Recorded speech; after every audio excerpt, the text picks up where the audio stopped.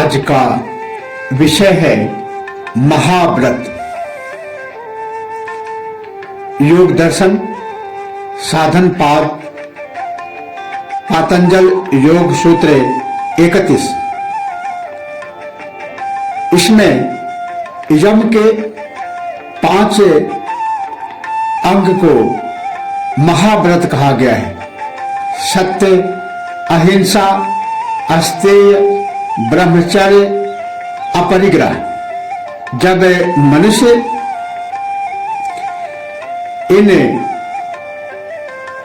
5 अंगों का संकल्प लेता है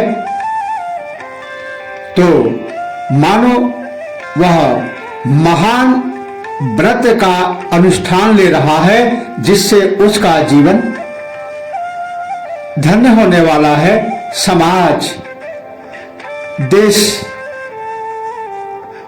मंगलमय होने वाला है।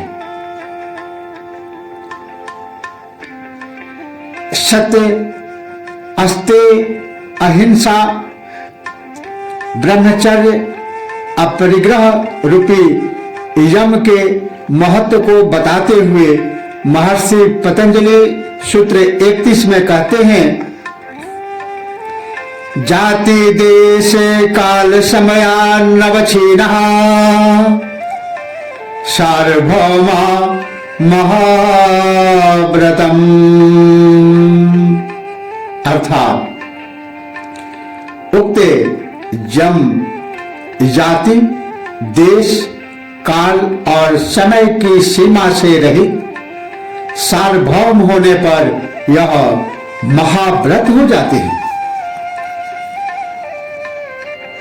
यम जब किसी जाति विशेष, स्थान विशेष, समय विशेष तथा निमित्त विशेष की सीमा से बंधे होते हैं तो इन्हें व्रत कहते हैं। जैसे जीवों की हिंसा नहीं करना, तीर्थों में हिंसा नहीं करना, अमावस्या तथा पूर्णिमा को हिंसा नहीं करना,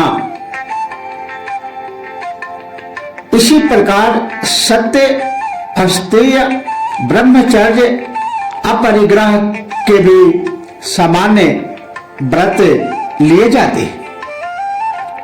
इनसे भी चित्त शुद्धि होती है तथा मन को केंद्रित करने में सहायता मिलती है। किंतु जब इन्हें सार्वभौम बना दिया जाता है कि किसी भी जाति की, किसी भी समय, किसी भी स्थान पर तथा किसी के भी निमित्त हिंसा नहीं करूंगा, न असत्य बोलूंगा, न परिग्रह करूंगा, न ब्रह्मचर्य भंग करूंगा, तो यही व्रत महाव्रत हो जाते हैं। यही व्रत महाव्रत कहलाते हैं। इसका जीवन में पूर्ण परित्याग करना ही महाव्रत है। इनके पालन से मन का भटकाव कम होकर चित्त स्थिर होने लगता है तथा धीरे धीरे वह वश में हो जाता है। यह बड़ी उपलब्धि है। मन को जब बाह्य आचरण से रोक दिया जाता है तो थोड़े ही समय में इसके संकल्प सिद्धि भी होती है, जिससे आत्मबल बढ़ता है। विवेक ख्याति के लिए वे उपयोगी सिद्ध होते हैं।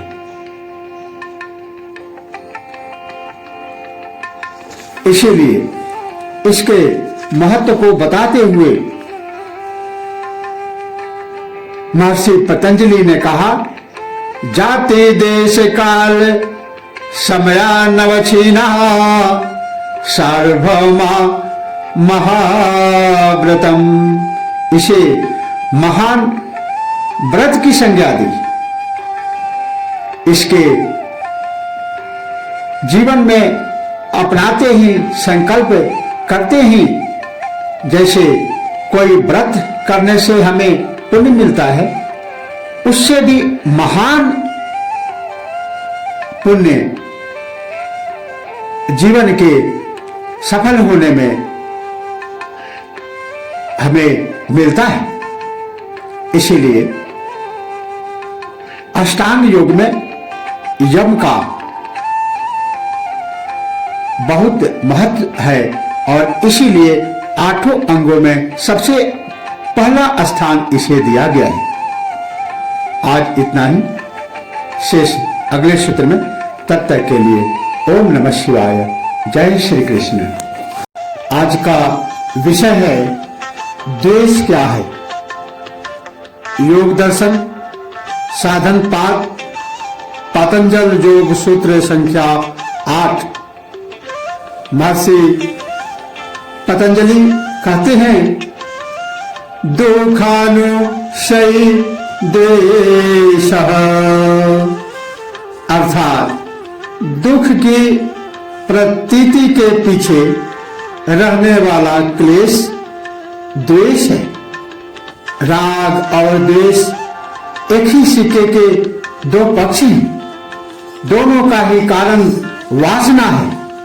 जब विषयों की पूर्ति से क्षणिक आनंद की अनुभूति होती है तो उसे बार बार भोगने की इच्छा होती है। यही आसक्ति राग है। किंतु जब इनके भोगने में बाधा उपस्थित होती है तो दुख होता है।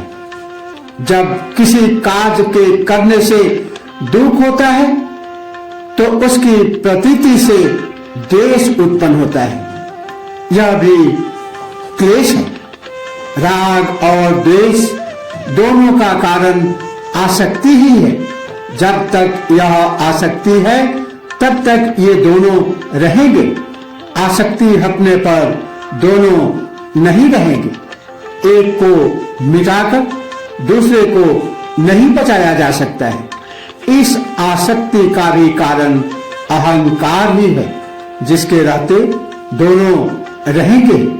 इसीलिए महर्षि पतंजलि ने कहा, दुखानुशयी द्वेषः। आज इतना ही। इसी के साथ ओम नमः शिवाय, जय श्री कृष्ण।